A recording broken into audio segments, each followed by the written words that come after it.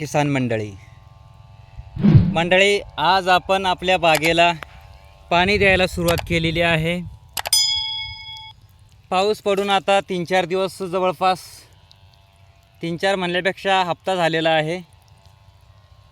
आणि आता जे आपलं क्षेत्र आहे त्यामध्ये आपण पॉवर टिलर चालवलेला आहे, त्यामुळे हे बघू शकता,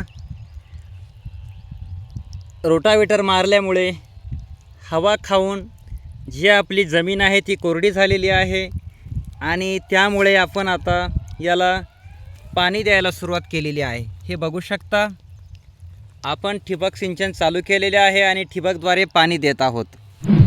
आणि आंबा बागेमध्ये देखील आपण पाणी द्यायला सुरुवात केलेली आहे। हे बघू शकता,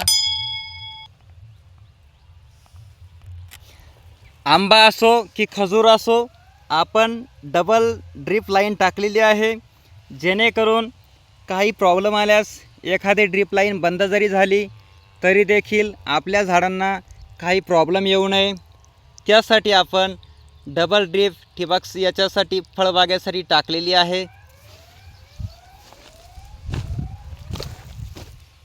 हे आंबा बागेमध्ये देखील आपण डबल ड्रिप टाकलेली आहे।